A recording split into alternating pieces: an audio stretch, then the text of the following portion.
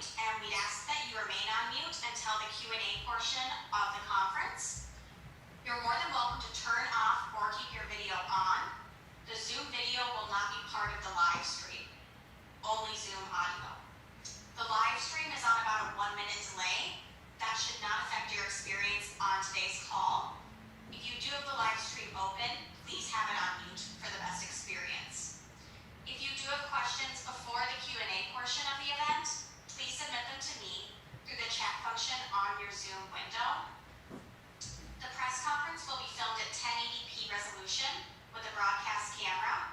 Video files will be uploaded to Vimeo and available for download following the conclusion of today's event for use by broadcast and digital media. You can submit requests to media@andersonadvocates.com to receive these files, and I will also put that information in the chat window below. With that, Jeff, I think we are ready to get started. My name is Jeff Anderson, and I am the founder of the law firm Jeff Anderson and Associates. I stand here today with several survivors to sound the alarm that there is an imminent and urgent peril.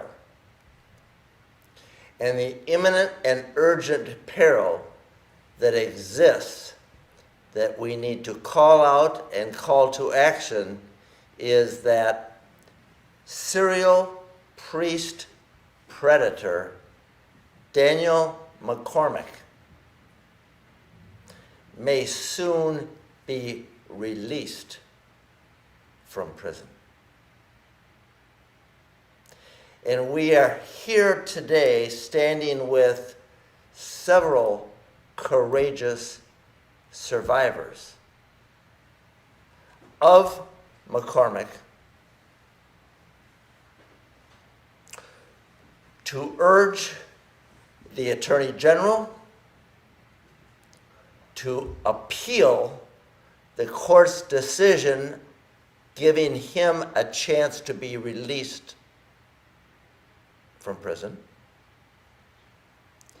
And we are here standing with these survivors to urge, to implore witnesses,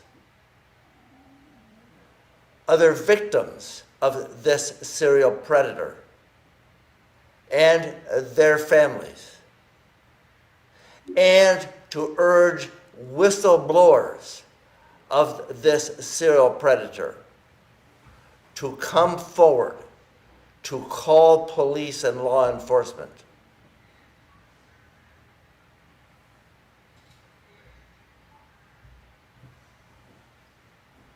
Daniel McCormack, as a priest, we know since we first went public with what we learned about him in 2005, is a serial predator and has been incarcerated for some years, and the courts have now ruled that he may be allowed to be released.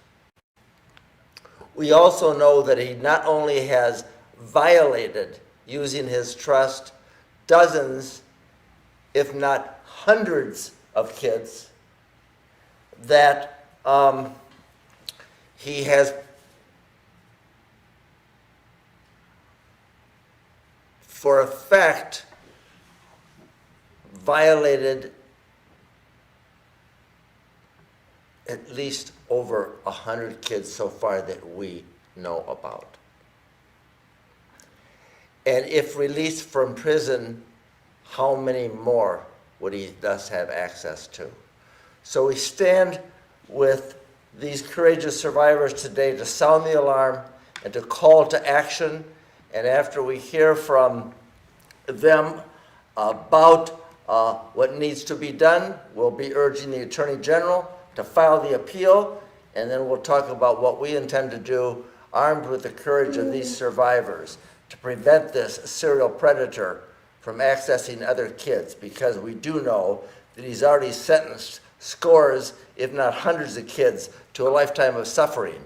and we have to do everything today to prevent that from happening to others. So I'll turn it over to you, JD, to share with us what you think needs to be said and heard to keep this guy behind bars. My opinion on it, I believe he should be behind bars indefinitely.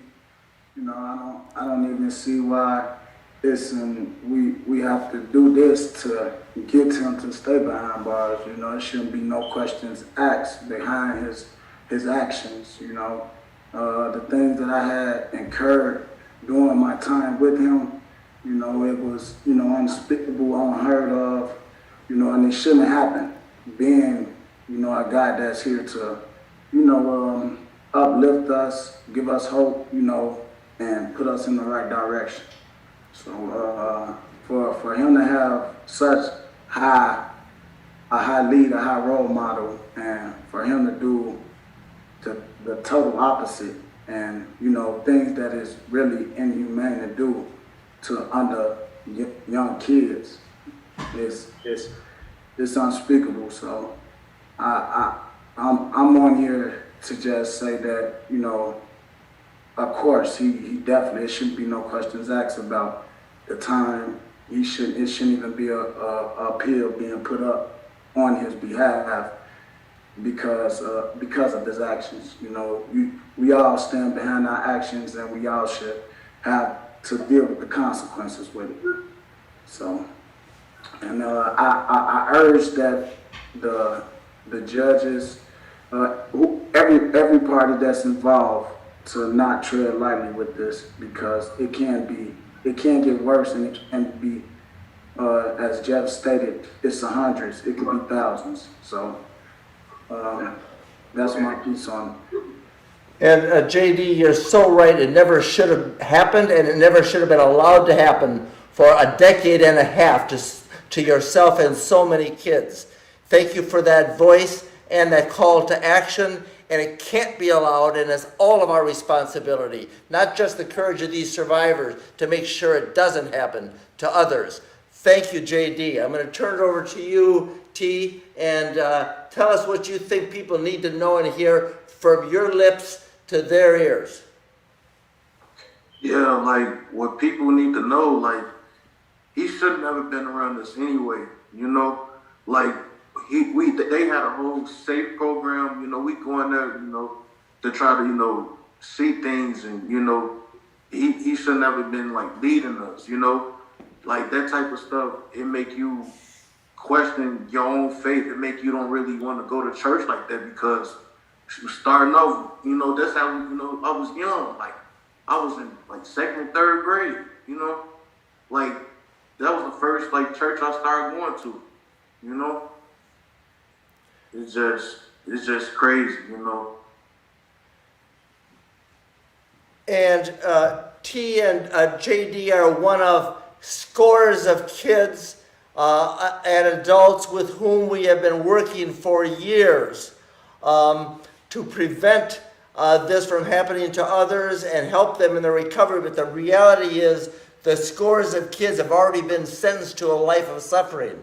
So what more needs to be said and or done, David Clossie, as a survivor and survivor advocate, to make sure no other kids are hurt? Well, first, I want to thank these two brave survivors for speaking up today, for speaking up years ago when they did. The only way kids are safer is when survivors find the courage to step forward. You know, as they said, and as Jeff said, there's three audiences we're appealing to today. First, victims, witnesses, whistleblowers, now more than ever have to come forward. It plain as day that children are vulnerable if Dan McCormack gets out of prison, and the best way to stop that is for every single person who saw, suspected, or suffered his crimes to call law enforcement. The second appeal we're making again is to the Attorney General. Please do everything in your power, including appeal, everything in your power to keep McCormack locked up. And third, to Cardinal Supich. you know, in many child sex cases, there is some area of gray. But here, there's no gray. Here, it is black and white. We've got the proven serial predator, the worst predator priest in Illinois history, behind bars, and we have a church hierarchy that, for years, at best ignored his crimes and at worst enabled his crimes. And so Supich can do nothing, or he can follow our lead and do something. And imagine if you're a Catholic in the Chicago Archdiocese and you're ashamed of how your church officials have handled abuse for decades. Imagine how reassured you would be to see the cardinal doing this kind of outreach and to see the cardinal appealing for others to come forward and putting up billboards and helping law enforcement. I'm thrilled to be a part of this effort. I'm grateful to be joining these other men in trying to keep a proven predator away from kids. But for heaven's sakes, Cardinal Supich, you claim, in the past, we've made mistakes, we're changing, we've learned, we care. If all of that is true, why in heavens aren't you using your tremendous resources, your parish bulletins, your church websites, your massive staff to beat the bushes for others to come forward? It's tragic that we have to be doing this, and we ought not to be the ones taking the lead. And so to the courageous survivors who stand with us today and who have been working with us for decades, and who have suffered so much, for your courage in having come forward, and JD and Tariq for standing with us today, we express gratitude. But gratitude isn't enough, and action is required. So we not only urge the Attorney General to appeal immediately this decision of the court that allows this predator to walk, we are also urging witnesses, we are urging other survivors, we are urging their families, we are urging whistleblowers, we are urging anybody with information about the serial predator and what he's done to so many for so long to please come forward, call law enforcement immediately. We got to get this guy and keep him behind bars. We are buying billboards just like this that we are placing in the vicinity of this cleric's crimes in Chicago, and those will be placed right now. They're being prepared and will be placed immediately and as soon as possible, that urge people to come forward with evidence so that this guy can be prosecuted and continue to be incarcerated and kids protected.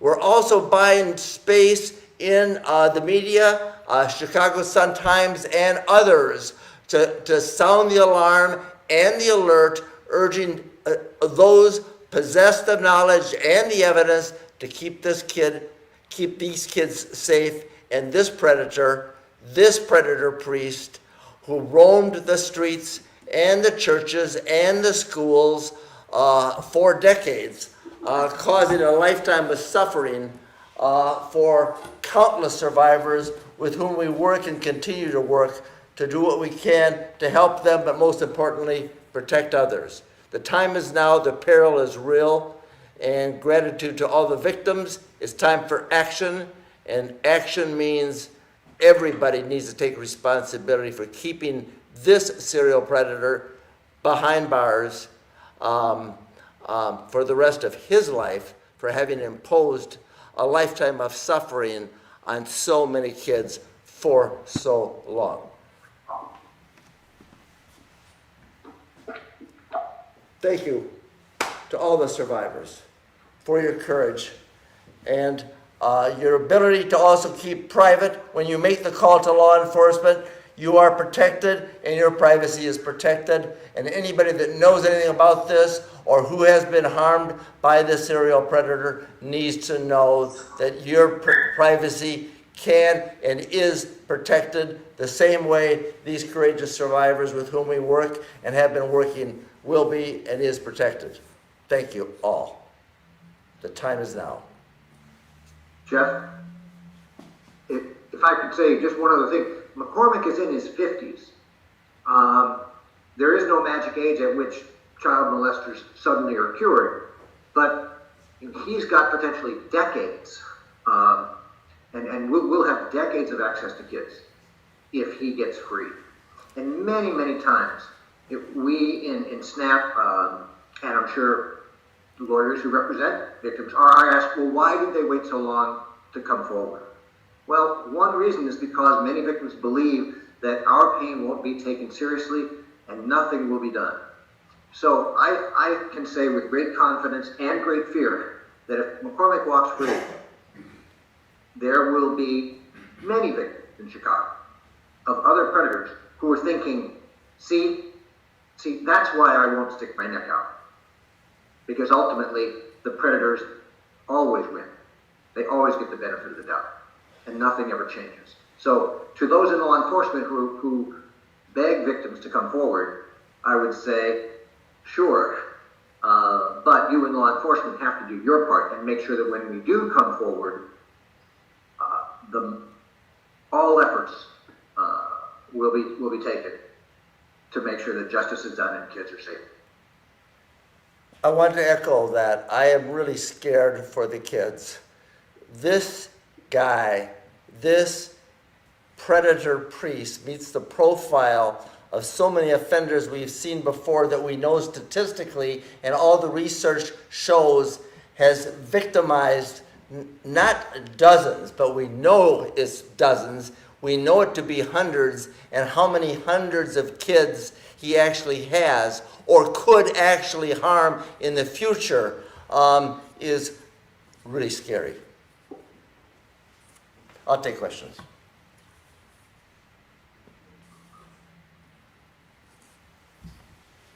Thank you, Jeff. Thank you, David. Thank you, Mark, and thank you to the courageous survivors.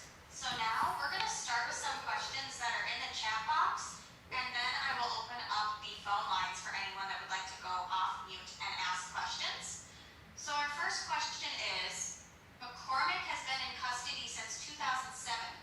Would you anticipate running into statute of limitation issues if new victims or witnesses come forward? The question on statute of limitations and if victims and witnesses come forward, would that be a problem? The answer is no. It's not a problem. The reality is this guy has got a long history of serial offenses that got covered up, and there are ways around statutes of limitations if there is legal issues around that. And this guy's predation of so many kids for so long, so recently disclosed, is not a problem and will not be an impediment to keeping him behind bars and, for that matter, getting some measure of accountability for the survivors that he has hurt and with whom we're continuing to work. So the statute of limitations will not prevent justice from being done, and we won't permit it. And I'll actually somewhat contradict Jeff, and I will say that question is in the final analysis irrelevant. What's relevant is that each and every person who knows or suspects child sex abuse has a moral and a civic duty to call law enforcement. And it's on law enforcement to determine what can or cannot be done. Many times, victims, witnesses, and whistleblowers have assumed the worst and kept silent, thinking these archaic laws like the statute will prevent any real justice. But we in SNAP have seen over the decades that where there is a will, there is a way. And if there are statute of limitations problems, good, creative, aggressive investigators and prosecutors can often find other avenues to nail these predators. But nothing happens. Nothing happens unless and until victims and witnesses speak up and let others who are trained in this area deal later with questions like statutes of limitations. And so, if you were hurt or you know something, make a call. You can save a kid by making a call today. Thank you,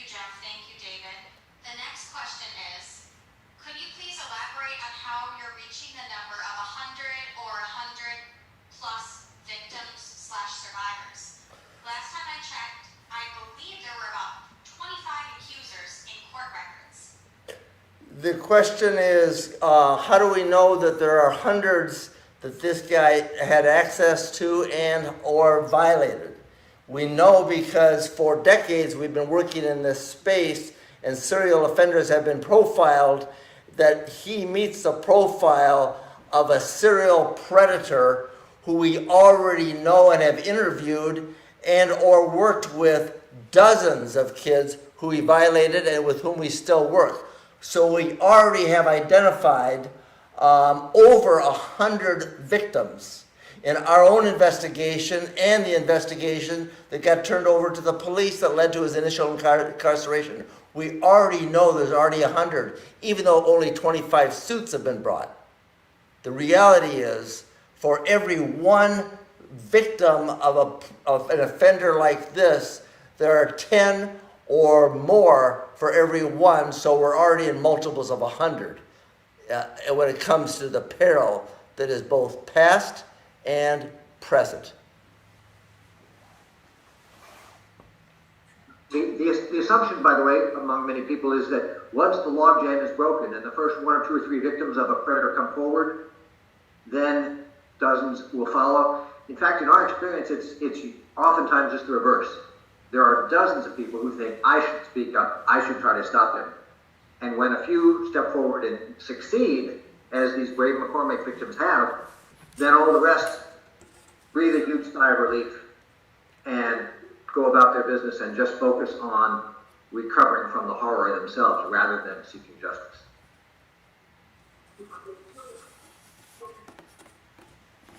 Thank you, David. Thank you, Jeff. The next question is, you mentioned survivors can come forward and can keep their identity confidential. Could you explain how survivors' privacy is maintained if they come forward and share stories of abuse?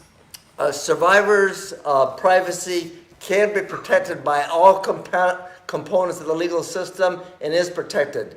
If you make a report to law enforcement, that is entirely confidential and private and kept private by law enforcement and all the agencies. That is the law and the practice in the state of Illinois.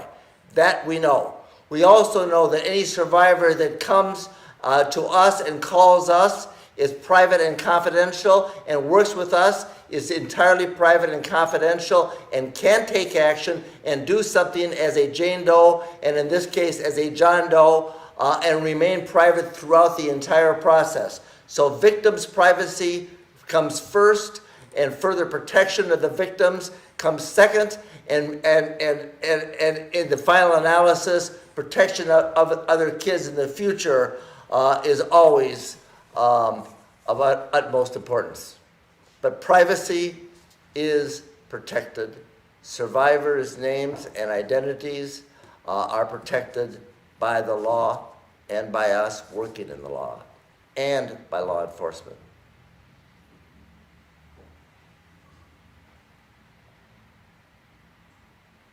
Thank you, Jeff. Those are all the questions that we have so far coming through the chat. So at this time, I'm going to open up the phone lines on the Zoom. And if anyone would like to unmute themselves at this time and ask a question, please feel free to do so.